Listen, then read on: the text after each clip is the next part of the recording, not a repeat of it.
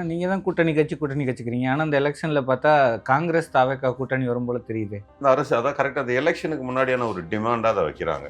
வைப்பதில் என்ன தவறு இருக்கு? அவங்களே நாங்களும் மினிஸ்டர் ஆகணும்னு அவங்க நினைக்கிறதுல என்ன தவறு? ஜனநாயகம் சென்சார் விஷயத்துல ராகுல் காந்தி விஜய்க்கு ஆதரவா ட்வீட் போடுறாரு. ஏற்கனவே கரூர் சம்பவத்துல விஜயும் ராகுல் காந்தி போன்ல பேசிக்கிட்டதா சொல்றாங்க. விஜய் சாருக்கும் அவருக்கும் மிகப்பெரிய நட்பு உண்டு ராகுல் காந்தி அவர்களுக்கும். அதனால அவர்கிட்ட பேசுற ஒரு விஷயம் கூட்டணியை சேர்க்காது.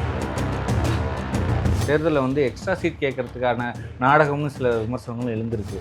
அது அந்த நாடகத்தை யார் நடத்தி இருக்கணும்னா மிஸ்டர் செல்வ பெருந்தகை நடத்தியிருந்தாங்கன்னா நீங்க சொல்றது பொருந்தும். திருச்சி வேலுச்சாமி போன்றவரோ மாணிக் தாகூர் போன்றவரோ 2 பேர் விமர்சிப்பதனால் கட்சிக்குள்ள கூட்டணி குழப்பமும் வரப்போறதில்லை.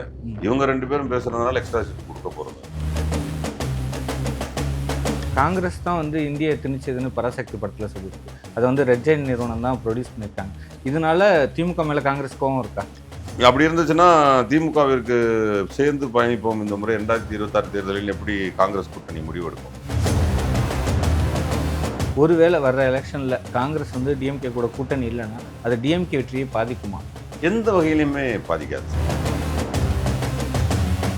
ஆனால் தாவேக்கா திமுகவோட சிறுபான்மையினர் ஓட்டையும் பிரிக்கிறதா சொல்கிறாங்க. இவர்கிட்ட உண்மையிலே அப்படி ஜோசப் விஜய்ங்கிற பேரை நம்பி அவர் தாழ்த்தப்பட்டவராக இருப்பார் என்று நம்பி சொல்லக்கூடிய சிறுபான்மையினருக்கு நான் சொல்றது ஒன்னே ஒண்ணுதான்.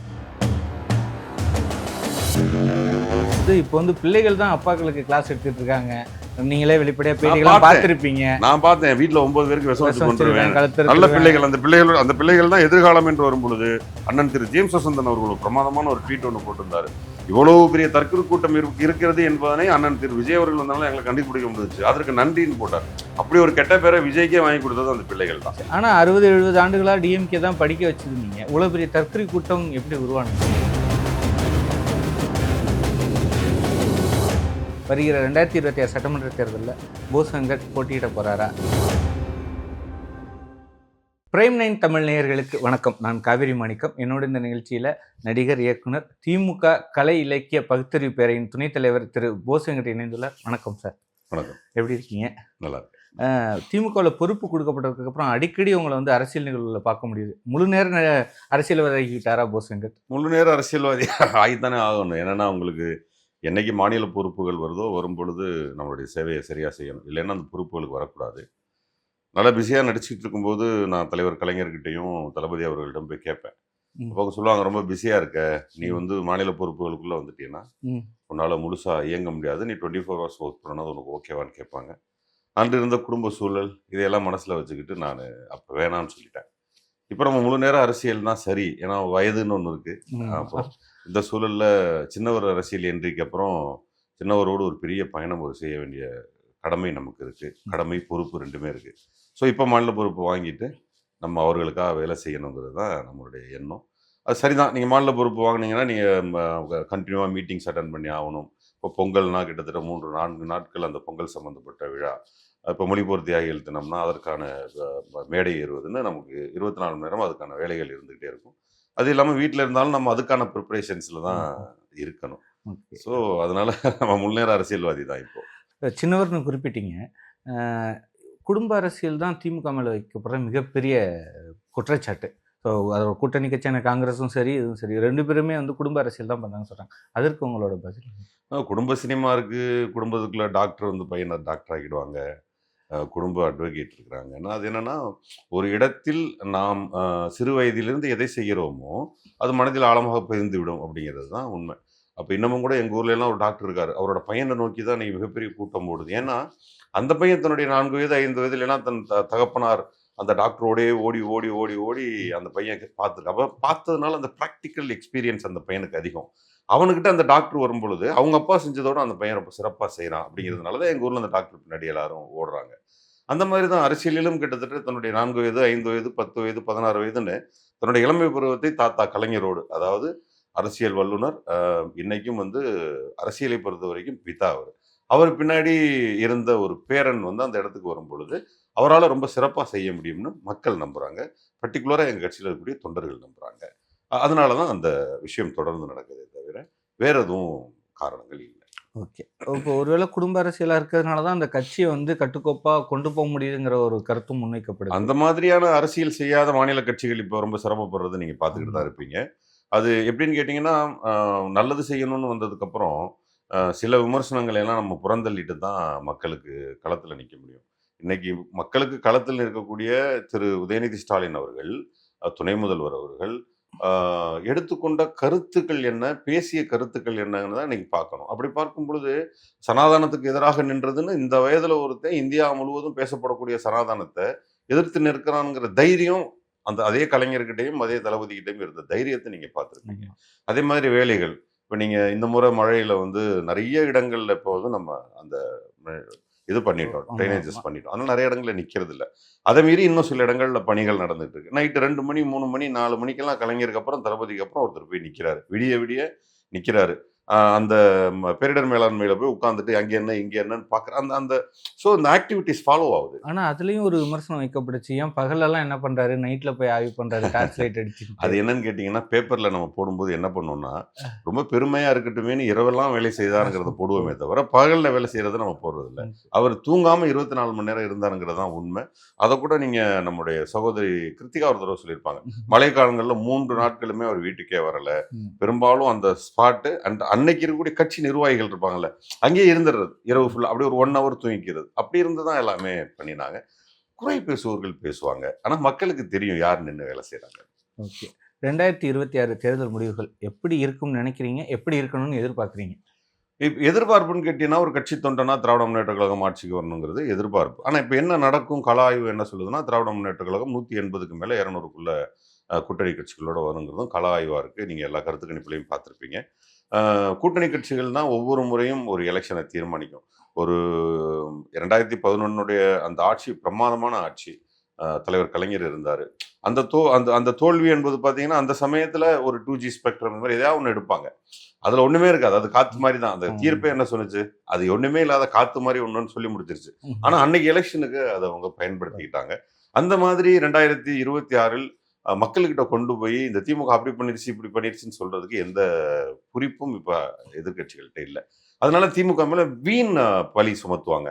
அங்கே ஊழல், இங்கே ஊழல் அது எந்த ஊழலுமே நிரூபிக்கப்படல. எதுவுமே கோர்ட்ல இல்ல. இது மக்களுக்கு தெரியும். ஆனா 2G ஊழல வந்து அன்னைக்கு நம்புனாங்க மக்கள். இந்த தடவ அத நம்புறதுக்கு அவங்க தயாரா இல்ல. ஸோ அந்த இவங்க சொல்லக்கூடிய பொய் குற்றச்சாட்டுகள்லாம் மக்கள்கிட்ட போய் எடுபடாது. அது ஒரு மிகப்பெரிய பலமாக இருக்கும். கூட்டணியை பொறுத்தவரைக்கும் இவங்க இதுவரைக்கும் அமைத்திருக்கக்கூடிய கூட்டணியாக இருக்கட்டும், இனிமே அமைக்கப் போகும் கூட்டணியாக இருக்கட்டும். நான் திமுகவ சொல்லல, அதிமுகவ சொல்றேன்.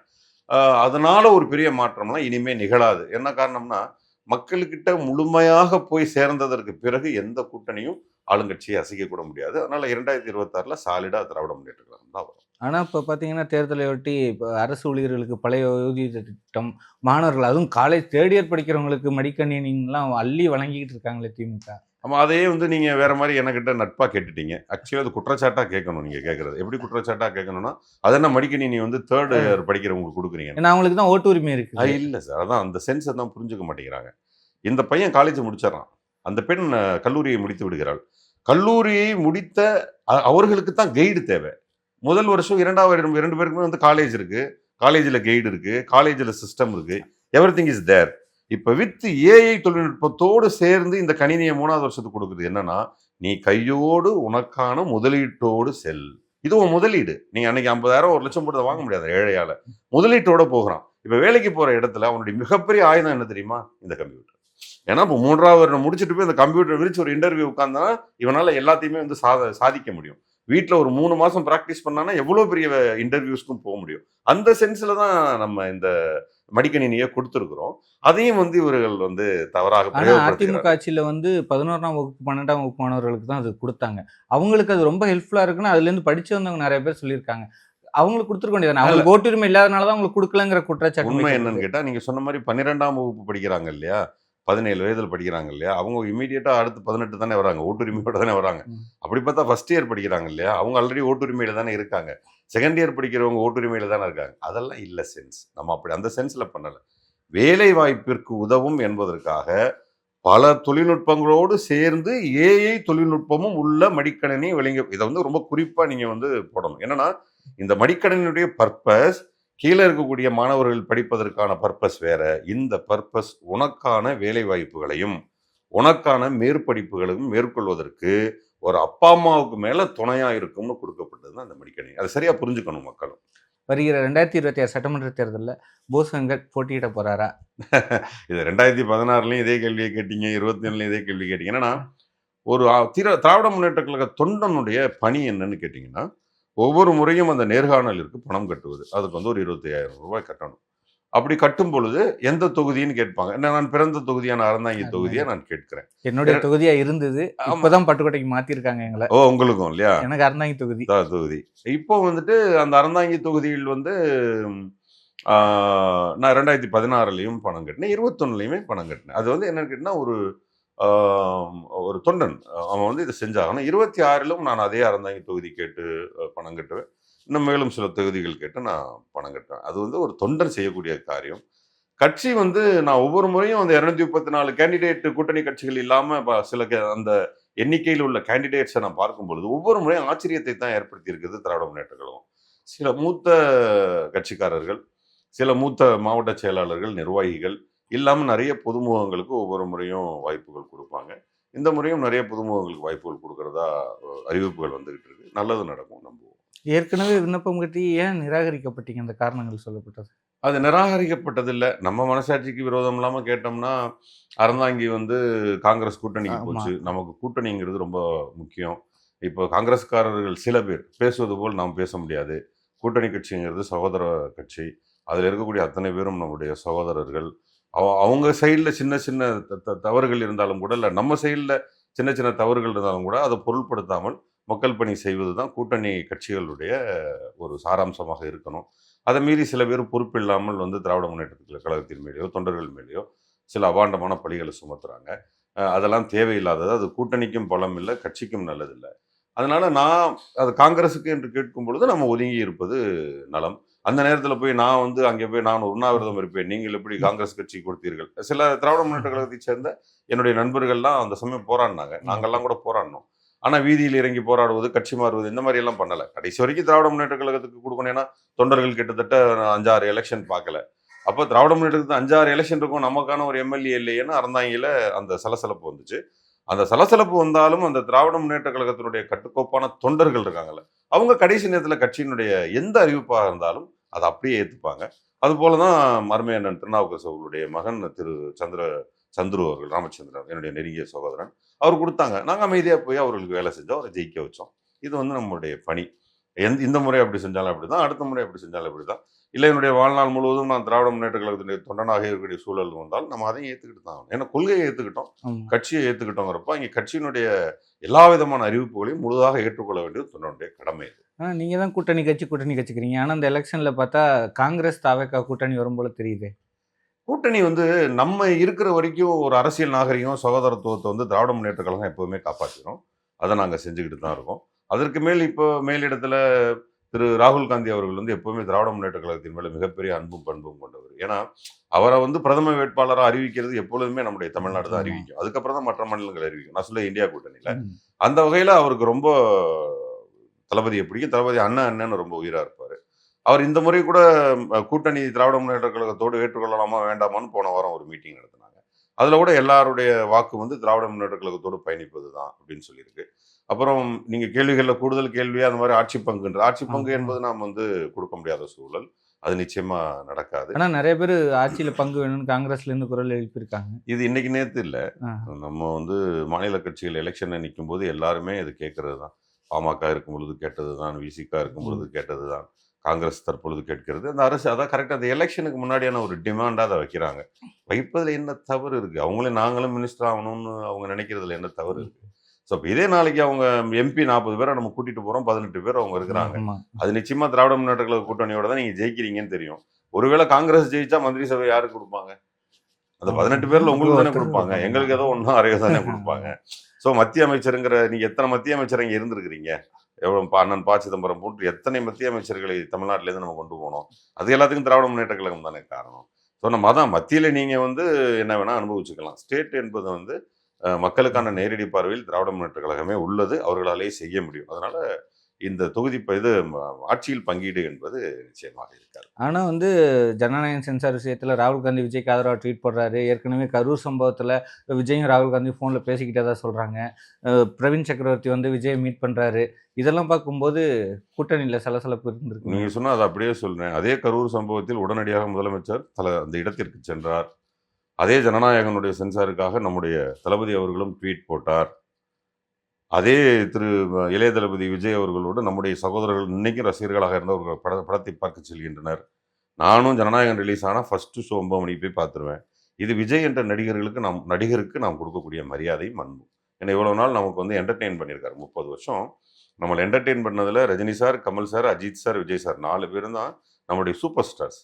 அவங்களுடைய படங்கள் வெளியாவது என்பது நமக்கு இன்னொரு திருவிழா. ஒரு பொங்கல், ஒரு தீபாவளி போன்று ஒரு திருவிழா அது. அப்போ நம்ம பொங்கல் அதெல்லாம் வந்து கடவுளுக்கு படைக்கிறோம்னா, இப்போ இந்த நடிகர்களும் கடவுளுக்கு சமமாயிடுறாங்க. அப்படித்தான் நம்ம ரஜினி சாரையும், கமல் சாரையும், விஜய் சாரையும், அஜித் சாரையும் கொண்டாடிட்டு இருக்கிறோம். அப்படி கொண்டாடப்படக்கூடிய ஒருத்தர் மேலே இவ்வளோ பெரிய அன்பும் பாசமும் தொண்டர்கள் வச்சிருக்கிறதுல எந்த விதமான சந்தேகமும் இல்லை.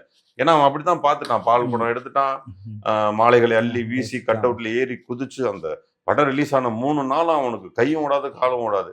பள்ளியில படிக்கிற பசங்க பள்ளிக்கூடம் போவதில்லை, தீபாவளி பொங்கல் அவங்களுக்கு அப்பதான் காலேஜுக்கு போறவங்க காலேஜுக்கு போறதில்ல. அந்த 3 நாளும் அந்த தலைவனுடைய படத்தை தான் விழாவா எடுக்கிறாங்க. அது எல்லாருக்கும் பொருந்தும். அது வந்து அதனால அவர்கிட்ட பேசுற ஒரு விஷயம் வந்து கூட்டணியை வந்து சேர்க்காது. விஜய் சாருக்கும் அவருக்கும் மிகப்பெரிய நட்பு உண்டு திரு ராகுல் காந்தி அவர்களுக்கும். இவர் கூட நாமல் ராஜபக்சே கூட ட்வீட் போட்டிருந்தார் இலங்கையில இருந்து. அவரும் அவருடைய ரசிகர் தான். அந்த மாதிரி நீங்க கர்நாடகா, ஆந்திராலாம் போனீங்கன்னா, கேரளாலாம் போனீங்கன்னா மரண ஃபேன்ஸ் இருக்கிறாங்க திரு விஜய் அவர்களுக்கு. அதனால அது நடிகர் என்கின்ற முறையில் அது எப்பவுமே நடக்கும். அவர் இன்னும் முழுமையான அரசியல்வாதி என்பது வந்து பார்த்தீங்கன்னா, ஒரு எலெக்ஷன் அட்டன் பண்ணுறது, சில போராட்டங்களை அட்டன் பண்ணுவது, இன்னும் இருக்கு, பெரிய பயணம் இருக்கு. அந்த பயணத்திற்கு பிறகுதான் ஒரு முழுமையான அரசியல்வாதியா கவனிக்கப்படுவார். அது வரைக்கும் அவரோட இருக்கக்கூடிய நட்பு வந்து இந்த மாதிரி நடிகருக்கான நட்பாக தான் எல்லாருமே வச்சிருப்பாங்க. இப்போ இதே காங்கிரஸுக்கு எதிராக வந்து விஜய் வந்து முழு நேர அரசியல்வாதியாக இருக்கும்போது நீங்க சொல்ற கேள்வி வராது. அதெல்லாம் காலப்போக்கில் தான் தீர்மானிக்கப்படும். காங்கிரஸுகள் உள்ள இந்த சலசலப்புலாம் வந்து அதாவது தேர்தலில் வந்து எக்ஸ்ட்ரா சீட் கேட்கறதுக்கான நாடகம்னு சில விமர்சனங்களும் எழுந்திருக்கு. அது அந்த நாடகத்தை வந்து யார் நடத்தி இருக்கணும்னா மிஸ்டர் செல்வ பெருந்தகை நடத்தியிருந்தாங்கன்னா நீங்க சொல்றது பொருந்தும். திருச்சி வேலுச்சாமி போன்றோரோ, திரு மாணிக் தாகூர் போன்றோரோ 2 பேர் வந்து விமர்சிப்பதனால் வந்து கட்சிக்குள்ள கூட்டணி குழப்பமும் வரப்போறதில்ல.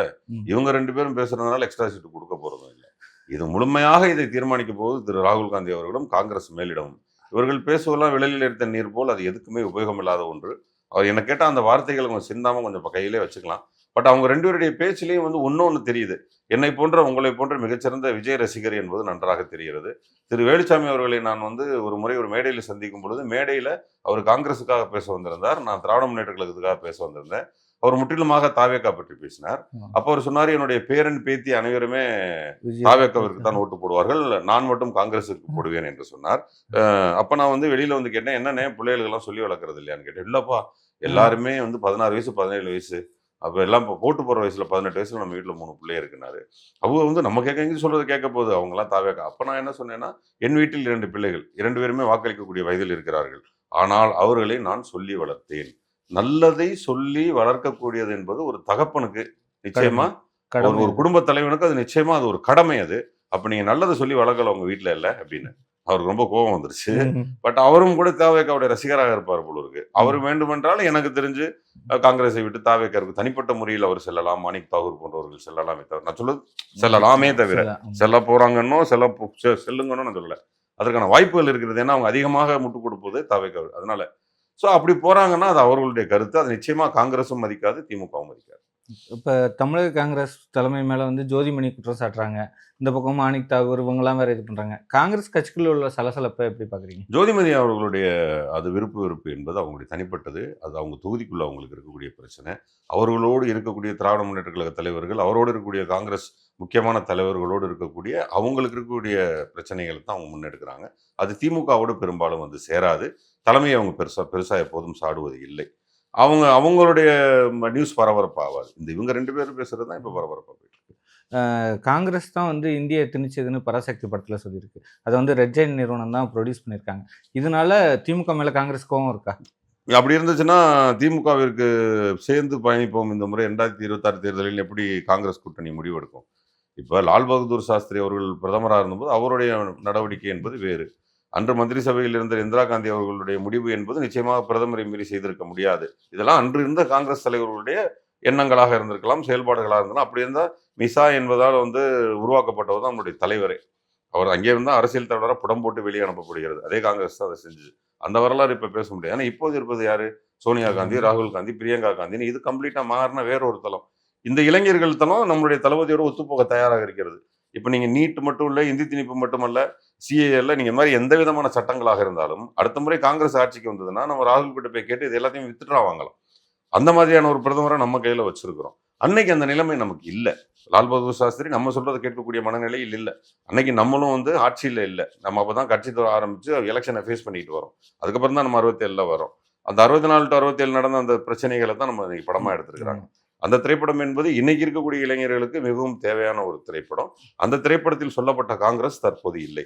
அது அன்றைய காங்கிரஸ், இன்றைய காங்கிரஸ், திராவிட முன்னேற்ற கழகத்தோடு சேர்ந்து பயணிக்கக்கூடிய சுத்தமான ஹிந்திக்கு அவர்களும் எதிர்ப்பு தெரிவிப்பார்கள். தமிழை தொந்தரவு செய்யாதீங்க அப்படின்னு சொல்லக்கூடிய தலைவர்களோடு தான் நாம இப்ப பயணிக்கிறோம். அதுக்கும் பராசக்திக்கும் எந்த சம்பந்தமும் இல்லை.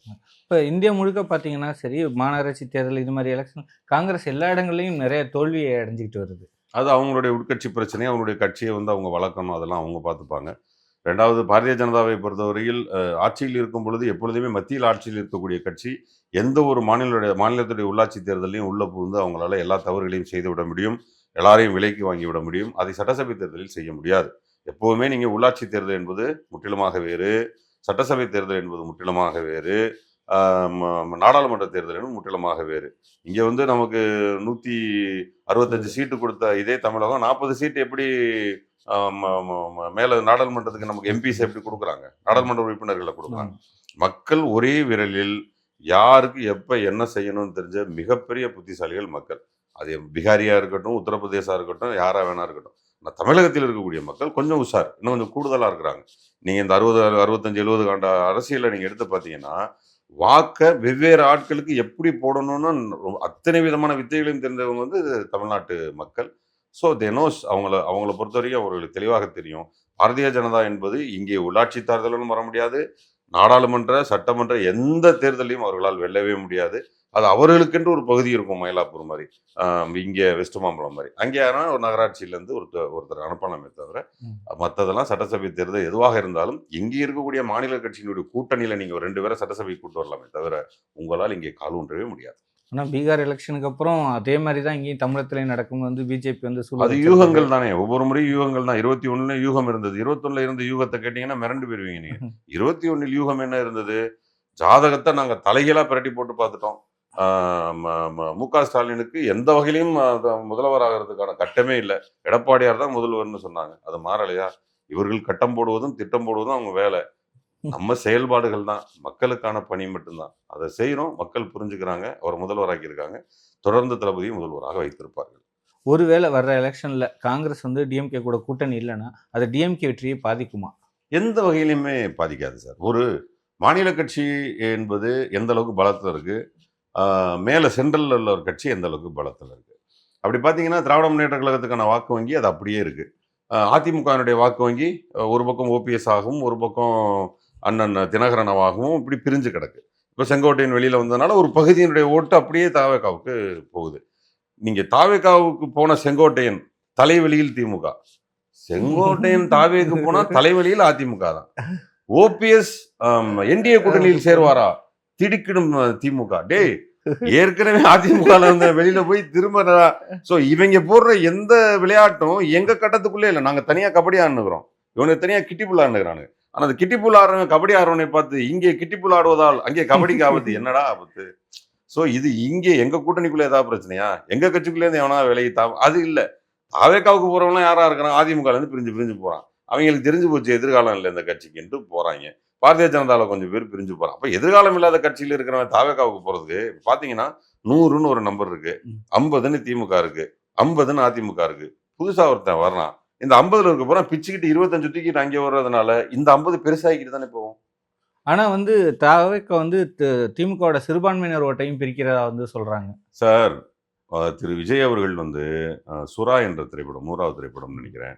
அந்த திரைப்படத்தின் போது நான் பாண்டிச்சேரியில ஷூட்டிங்ல இருக்கும்போது எங்களுடைய சகோதரர்கள்கிட்ட, திமுக சகோதரர்கள்ட்ட நான் சொன்னேன், திரு விஜய் அவர்கள் தன்னை ஒரு மீனவராகவும் தன்னை ஒரு தாழ்த்தப்பட்டவராகவும் அவர் வந்து காட்டிக்கிறாரு. அவருக்கு வந்து அரசியல் ஆசை முத்தி போச்சு. ரொம்ப சீக்கிரமே அவர் அரசியலுக்கு வந்துருவாருன்னு எல்லாம் சிரிச்சாங்க. அவர்லாம் ம். வரமாட்டார். இல்ல டெஃபினட்டா அவர் வருவார். ஏன்னா, திரு ரஜினிகாந்த் அவர்கள் அரசியலுக்கு வரமாட்டார்ன்னு சத்தியம் பண்ணி சொன்னவன் நானு. ஏன்னா, அவர் கூட சிவாஜி நடிக்கும் பொழுது ம். நான் நெருங்கி பழகின விதத்துல பார்த்தேன். அந்த மனிதரிடம் அப்படி ஒரு எண்ணம் இல்ல. ரொம்ப ரொம்ப சுத்தமான இதயம். ம். எந்த விதமான பிரச்சனைகளுக்கும் போகாம நிம்மதியா வாழணும்னு ஆசைப்படுற இதயங்கிறத நான் கண்டுபிடிச்சேன். பட் இவர் வந்து அரசியல் வர்றதுக்கு பேராசை கொண்டவர் இவரு. அப்ப அரசியலுக்கு வருவாருன்னு எனக்கு நல்லா தெரிஞ்சுச்சு.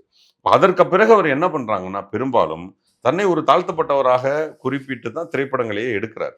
எடுத்து ஆனா ரொம்ப கிளவரா மற்ற சாதி, மற்ற மதங்களை எல்லாம் மோதாம அப்படி அதெல்லாம் பார்த்துப்பாங்க. அந்த கிளவர்லாம் அவர்கிட்ட இருந்துச்சு. ஆனா அரசியல் முன்னெடுப்புகள அவர் அப்போலேருந்து நான் அப்போலேருந்தே இந்த பசங்க என்ன பண்ணானுங்க, சின்ன பசங்க 11 வயசு, 12 வயசு, 13 வயசெல்லாம் அப்படியும் அவர் மேல ஒரு சார்பு நிலையை ஏற்படுத்திக்கிட்டாங்க. ஒரு ஒட்டுதலை ஏற்படுத்திட்டாங்க. 2வது அவர் ஜோசப் விஜய். அவர் வந்து கன்வெர்ட்டட் கிறிஸ்டியன். அம்மா வந்து முதலியார், அப்பா வந்து வெள்ளாளர். ஸோ இப்படிதான் குறிப்புகள் சொல்லப்பட்டிருக்கு. இப்ப இந்த வெள்ளாளர்ங்கிற அவர் இருந்த பகுதி மீனவ பகுதி. அம்மா வந்து முற்றிலும் இசைத்துறையில இருந்தவங்க. அவங்க அப்பா, அம்மா தான். இது 2 பேரும் சேர்ந்து திருமணம் செஞ்சுக்கிறாங்க. திருமணம் செஞ்சதுக்கு பிறகு அவர் கிறிஸ்டியனா கன்வெர்ட் ஆனவரு சந்திரசேகர் சார். சந்திரசேகர் சார் என்ன பண்றாருன்னா, அவர் வெள்ளாள கிறிஸ்டியன். அது மாறி இங்க இவங்களோட சேர்ந்து வராரு. வரும்பொழுது இப்ப இந்த ஜோசப் விஜய்ன்னு இருந்தோனே இவங்க என்ன நினைச்சுக்கிறாங்கன்னா பசங்கள்லாம், அவர் வந்து தாழ்த்தப்பட்டவரு, ஷெட்யூல்டு கேஸ்ட். ஓகே. நம்ம அவர் பின்னாடி போலான்னு போறாங்க. அவர்களுக்கு இந்த உண்மையை சொல்றதுக்கும் யாரும் இல்ல. இதுவரைக்கும் யாருமே சொல்லவும் இல்ல இத. இதையும் சொல்லணும். அப்புறம் சாதிய பின்புலத்தின் பின்னாடி செல்வதிலலாம் எனக்கு பெரிய உடன்பாடு இல்ல. நல்லா படிச்சவன் சாதியும் இல்ல, மதமும் இல்லம்பான். அப்ப தலைவன்கிட்ட என்ன கோட்பாடு இருக்கோ, அந்த கோட்பாட ரசிச்சு தான் அரசியலுக்கு வருவான். அப்ப இவர்கிட்ட உண்மையிலேயே அப்படி ஜோசப் விஜய்ங்கிற பேரை நம்பி அவர் தாழ்த்தப்பட்டவராக இருப்பார் என்று நம்பி சொல்லக்கூடிய சிறுபான்மையினருக்கு நான் சொல்றது ஒண்ணே ஒண்ணுதான். நன்றாக வாசியுங்கள். புத்தகங்களை வாசியுங்கள்.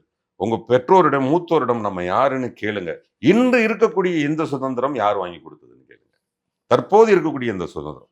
உன்னிடம் இருக்கக்கூடிய கல்வி, உன்னிடம் இருக்கக்கூடிய நாகரிகம், உன்னுடைய இடம் போன்றவை யாரிடம் இருந்து வந்தது? எந்த கழகத்தினிடம் உனக்கு வாங்கி கொடுக்கப்பட்டதுங்கிற உங்களுடைய மூதாதையர்கிட்ட கேளுங்க. உங்களை சுற்றி நிறைய அரசியல்வாதிகள், படித்தவர்கள், பேராசிரியர்கள் இருப்பாங்க. எவ்வளவு சொல்றீங்க? நீங்க சர்ச்சுக்கு போற இடத்துல பெரும்பாலும் பேராசிரியர்கள் இருப்பாங்க. ஃபாதர்ஸ் இருப்பாங்க. நீங்க அவங்க கிட்ட டிஸ்கஸ் பண்ணீங்கன்னா, இது எல்லாமே இந்த 60, 70 வருடங்களுக்குள்ள திராவிட முன்னேற்ற கழகம் என்ற ஒரு கட்சி வாங்கி கொடுத்ததுங்கிறத சொல்லுவாங்க. சோ இவர்கள் வாங்கி கொடுத்ததை நீங்க காப்பாத்துறதுக்கே உங்களுக்கு இன்னும் 2 தலைமுறை தேவைப்படுது. இதுக்கு நடுவுல நாங்க புதிதாக செய்கிறோம்னு நீங்க திரு விஜய் அவரிடம் போகும்போது, அவர் என்ன உங்களுக்கு சொல்லிக் குடுத்தாரு? என்ன உங்கள்ட்ட கொள்கை சொல்லிக் குடுத்தாரு? நீங்க பின்னாடி போங்க, நான் வேணாம்னு சொல்லல. உங்களுடைய இனத்திற்காக நான் எந்த விதமான போராட்டத்தை எடுப்பேன்னு எங்கேயாவது சொல்லியிருக்காரா? இல்ல. சோ இப்ப நீங்க எந்த விதமான கொள்கையும் இல்லாமல், பிடிமானமும் இல்லாமல் உங்களுக்கு எதற்காக அரசியலுக்கு வந்திருக்காருன்னே சொல்லல. அவர் பின்னாடி போவது எவ்வளவு பெரிய முட்டாள்தனம். சோ அத அந்த இளைஞர்கள் நான் என்ன பொறுத்தவரைக்கும் அது ஒரு வயசு. இளம் கன்று பயம் அறியாது. இளம் கன்றுக்கு பெருசா புத்திசாலித்தனம் இருக்காது. அந்த இளம் கன்றுகள் தற்பொழுது செய்ய வேண்டிய வேலை, ஒன்று அவர்கள் செய்ய வேண்டும். இல்ல குடும்பத்தில் இருக்கக்கூடிய மூத்தவர்கள் அவர்களை பக்குவப்படுத்தணும். இது இல்லப்பா தம்பி, நீங்க விஜய் ரசிப்பது என்பது நடிகனாக ரசிப்பது, நாங்களும் எம்ஜிஆர் ரசிச்சோம். ஆனா திமுகவுக்கு ஓட்டு போட்டோம். திரு விஜயகாந்த் அவர்களை ரசித்தோம், கைதட்டினோம். அவரை நம்ம முதல்வராக்கலையே. திரு கமலஹாசனை அவர்கள் ரசித்தோம், அவரை நம்ம முதல்வராக்கலையே. சோ இப்ப இங்க வந்து ஒரு ஆட்சி நடத்தி மத்தியிலிருந்து வரக்கூடிய பண பங்கீட்டுல ஆரம்பித்து, நிதி பங்கீட்டுல ஆரம்பித்து, இங்க நமக்கு இருக்கக்கூடிய அத்தனை விஷயங்களும் அங்கிருந்து எடுக்கிறதுக்கான அறிவு இருக்குல்ல. அது மிகப்பெரிய அறிவு. நம்ம இன்னைக்கு நீட் வேணான்னு என்னைக்கே சொன்னோம். உதயமின் திட்டம் வேணாம்னு 2 எலெக்ஷனுக்கு முன்னாடியே சொல்றோம். அன்றைக்கே நம்ம அந்த போராட்டத்தை ஆரம்பிச்சோம். ஆனா அவங்க அதை திணிச்சாங்க. அதை திணிச்சப்ப கையெழுத்து போட்டது யாரு? இதே அதிமுக எம்பிக்கள் கையெழுத்து போட்டாங்க. அவங்க யாருக்கு எதிரி? நம்மளுடைய ஜனங்களுக்கு எதிரி. யார் சொல்றது இதை மக்கள்கிட்ட கொண்டு போய்? இவ்வளவு பெரிய விஷயம். அதிமுக, திமுக 2 பேருமே திராவிட முன்னேற்ற கழகத்திலிருந்தும், திராவிட கழகத்திலிருந்து வந்த இவங்க கிட்டே இந்த புரிதல் இல்லாத பொழுது, திரு விஜய் அவர்கள் வந்து என்ன பண்ணுவாரு? நீட் நோக்கம்லாம் கையெழுத்து போட்டு போவார். அது யாருக்கு ஆபத்து? இன்னொரு சோமாலியாவா தமிழ்நாடு மாறும். சோ இதுதான் இன்றைய இருக்கக்கூடிய ஆபத்தான சூழல். இந்த ஆபத்தான சூழ்நிலையை பெற்றோர்கள் பிள்ளைகளுக்கு சொல்லி புரிய வைக்கணும்.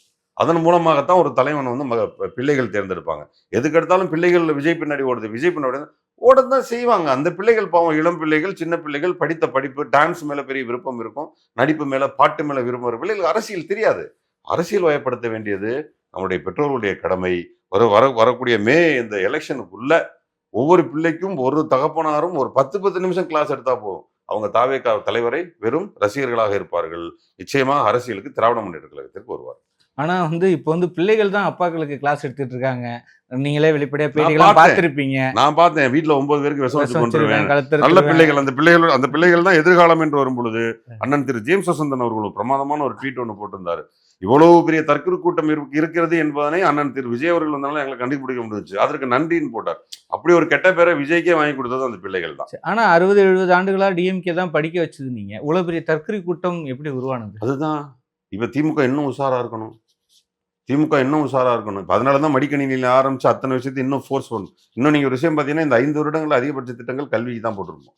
ஃபண்ட கல்விக்கு தான் அதிகமா இறக்கியிருப்போம். நம்ம திரும்ப திரும்ப நினைக்கிறது ஒண்ணே ஒண்ணு தான். கல்வி ஒண்ணு தான் இவங்கள இந்த முட்டாள்தனங்களிலிருந்து வெளியெடுக்கும். ஒரு பீகார்ல இருக்கக்கூடிய வாக்களிக்கக்கூடிய ஒருவனுடைய மனநிலையை நம்ம இவ்வளவு நாள் கிண்டல் பண்ணிட்டு இருக்கோம். 25 வருடா கிண்டல் பண்றோம். ஆனா அதே பீகாரிய மனநிலையில் இங்கே ஒரு கூட்டம் இருக்கிறதுங்கிறத இந்த முறை திரு விஜய் அவர்கள் அரசியல் வந்ததற்கு பிறகுதான் நம்ம கண்டுபிடிச்சோம். ஸோ இப்போ என்ன பண்ண வேண்டியிருக்கு? இன்னும் கல்வியை அதிகப்படுத்த வேண்டியிருக்கிறது. நான் என்ன கேட்டா, இன்னமும் கூட தமிழக அரசு இன்னொரு சட்டம் போடணும். எல்லா கிராமங்களிலும், எல்லா ஊர்களிலும் நூலகம் இருக்க வேண்டும். அந்த நூலகங்களிலே அங்கே இருக்கக்கூடிய பெற்றோர்கள் கட்டாயமா பிள்ளைகளை புத்தகங்களை எடுத்து படிக்க வைக்கணும். ஒரு தனிச்சட்டம் தான் போடணும் அதுக்கு. போட்டு உலக அரசியல் ஆனா சொல்லிக் ஆல்ரெடி கொடுத்தால் மட்டும்தான் அந்த அறிவு வரும். ஊர்ப்புற நூலகம், கிராமப்புற நூலகம்னு ஆல்ரெடி எல்லாமே இருக்கு. நான் சொன்னதை யாரும் அனுப்புறது இல்லைங்கிறேன் நான். நூலகம்லாம் ஓகே. மூடிதான். பெரும்பாலும் வந்து படிக்கக்கூடிய பசங்க இன்னமும் திராவிட முன்னேற்ற கழகத்தை சேர்ந்தவங்க, இல்ல கொஞ்சம் நம்ம அடுத்த ஜெனரேஷன் மாத்தணும்னு நினைக்கிற இளைஞர்கள் போறார்களே தவிர, எதை பற்றியும் கவலைப்படாத சுற்றி திரியக்கூடிய ஒரு கூட்டம் இருக்கிறது இல்லையா? அந்த கூட்டம் லைப்ரரிஸ்க்கு போறது இல்ல. அதான் இப்ப கொஞ்சம் நான் உண்மையிலே சொல்றேன், இது வந்து ரொம்ப கிரிட்டிக்கல் டைமு. வரும் 5 ஆண்டுகள்ல திராவிட முன்னேற்ற கழகம் ஆட்சியில் இருக்கும் பொழுது இன்னும் கூடுதலான சட்டங்களை போட்டு இருக்கக்கூடிய இளைஞர்கள் அத்தனை பேரையும் படிக்காதவங்கலாம் புடிச்சு என்னைக்கு முன்னாடிலாம் ஒரு நாள் முதியோர் கல்வியெல்லாம் ஒன்று நடத்திட்டு இருப்பாங்க. ஆமா.